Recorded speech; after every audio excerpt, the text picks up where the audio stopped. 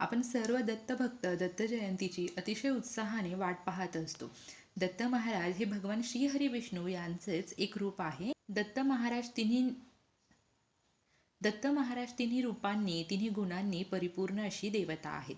मार्गशीर्ष महिन्यामध्ये मृग नक्षत्रावरती संध्याकाळच्या वेळी दत्त महाराजांचा जन्म झाला होता. दत्त जयंती विशेष अनेक दत्त मंदिरामध्ये, महाराजांच्या मठामध्ये, केंद्रामध्ये विविध कार्यक्रम होत असतात.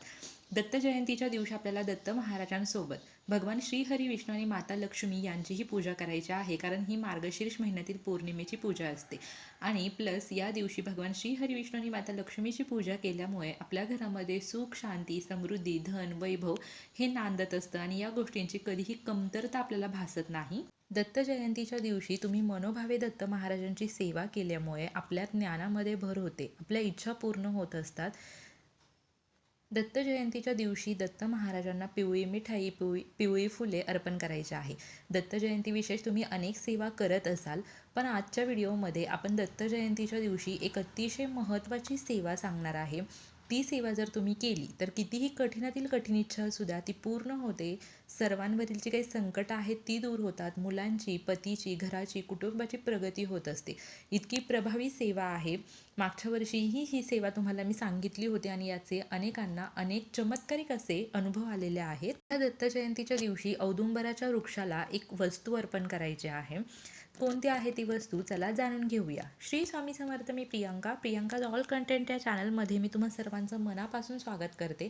कमेंट बॉक्समध्ये श्री गुरुदेव दत्त लिहायला विसरू नका. भूतलावरती कल्पतरू म्हणून ओळखलं जाणारं जे झाड आहे ते औदुंबर आहे. औदुंबर वृक्षाच्या मनोभावे पूजा केल्याने आपल्या इच्छा पूर्ण होतात, संकट दूर होत असतात. औदुंबर वृक्षाखाली दत्त महाराजांनी 21 गुणांनी परिपूर्ण असलेल्या औदुंबर वृक्षाखाली दत्त महाराजांनी साधना केली होती.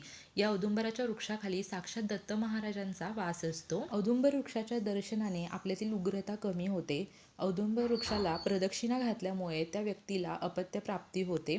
औदुंबराच्या मनोभावे सेवेने आपल्या इच्छा पूर्ण होतात, असं वरदान भगवान श्रीहरी विष्णूंनी औदुंबराच्या वृक्षाला दिलेलं आहे. साक्षात दत्त महाराजांनी औदुंबर वृक्षाखाली नृसिंह मंत्राची उपासना केली होती. औदुंबर वृक्षाखाली एक ब्राह्मण जेव घातलं तर अनेक ब्राह्मणांना जेवण घालण्याचं जे पुण्यफळ आहे ते प्राप्त होतं. औदुंबर वृक्षाखाली तुम्ही एक तांब्याभर पाणी ठेवून त्या पाण्याने जर स्नान केलं तर भागीरथी नदीमध्ये स्नान केल्याचं पुण्यफळ प्राप्त होतं.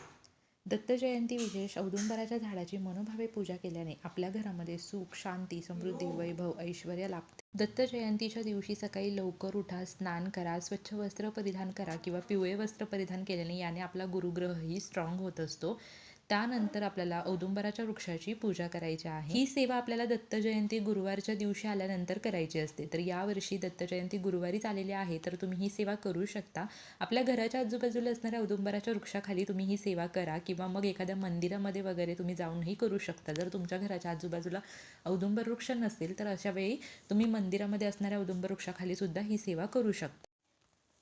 औदुंबर वृक्षाखाली जाण्याआधी तुम्ही एक ताट घ्या. त्या ताटामध्ये एक तांब्या भरून त्या ताटामध्ये एक तांब्याचा कलश भरून तुम्हाला पाणी घ्यायचं आहे. त्या पाण्यामध्ये थोडीशी साखर टाकायची आहे आणि त्याचप्रमाणे गाईचं कच्चं दूध एक चमचाभर तुम्हाला त्याच्यामध्ये टाकायचं आहे. हळद, कुंकू न्या, अक्षता न्या, त्यासुद्धा तुम्ही त्या तांब्यामध्ये थोड्याशा टाकायच्या आहेत. त्याचप्रमाणे तुम्हाला फुले न्यायचे आहेत, दिवा न्यायचा आहे, 2 वातींची एक वात करायची आहे, तुपाचा दिवा प्रज्वलित करायचा आहे, अगरबत्ती, धूप, फळांमध्ये तुम्ही फळे नेऊ शकता, पिवळी मिठाई नेऊ शकता, फुले नेऊ शकता पिवळी कलरची. 21 अक्षता तुम्हाला घ्यायच्या आहेत, अखंड, तुटलेल्या फुटलेल्या नसाव्या आणि त्यामध्ये थोडीशी हळद टाकून तुम्हाला पिवळ्या अक्षता करून घ्यायच्या आहेत. हे सर्व घेऊन तुम्हाला औदुंबर वृक्षाखाली जायचं आहे. वृक्षापाशी गेल्यानंतर सर्वात आधी तुपाचा दिवा प्रज्वलित करा. त्या दिव्याला तुम्ही तांदळाचं, फुलांचं किंवा हळदीचं आसन द्या आणि दिवा प्रज्वलित करून दिव्याला हळदी, कुंकू, अक्षता, फूल अर्पण करा. त्यानंतर औदुंबराच्या वृक्षाला तुम्हाला ते जे तांब्यात पाणी, साखर आणि दूध होतं ते अर्पण करायचं आहे. हळदी कुंकू वाहायचं आहे, अक्षता वाहायच्या आहेत, पिवळी फुले वाहायची आहेत, मिठाई वाहायची आहे, अगरबत्ती, धूप लावून घ्यायचा आहे. त्यानंतर आपण ज्या 21 अक्षता पिवळ्या करून घेतलेल्या आहेत त्या उजव्या हातामध्ये घेऊन तुम्हाला दिगंबरा दिगंबरा श्रीपाद वल्लभ दिगंबरा हा मंत्र 21 वेळा म्हणायचा आहे आणि त्या अक्षता एकदम औदुंबराच्या वृक्षाच्या मुळाशी तुम्हाला अर्पण करायच्या आहेत.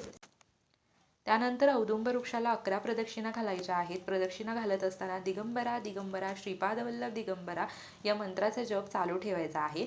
त्यानंतर तिथेच खाली बसा. श्री गुरुदेव दत्त किंवा दिगंबरा दिगंबरा श्रीपाद वल्लभ दिगंबरा या मंत्राचा 108 वेळा जप करा. श्री स्वामी समर्थ महाराजांचंही नामस्मरण करू शकता.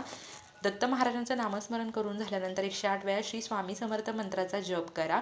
अशा प्रकारे नामस्मरण करून झाल्यानंतर तुमच्या मनामध्ये जी काही इच्छा आहे ती तिथे तुम्हाला बोलून दाखवायची आहे. अशा प्रकारे दत्त जयंती विशेष तुम्ही कुठल्याही इच्छापूर्तीसाठी, कुठल्याही संकटावरती मात करण्यासाठी ही सेवा नक्की करून बघा. तुम्हाला अनुभव आल्याशिवाय राहणार नाही. माहिती आवडली असेल तर व्हिडिओला लाईक करा, व्हिडिओ सर्वांसोबत शेअर करा. Shri Swami Samarth. Bless you all.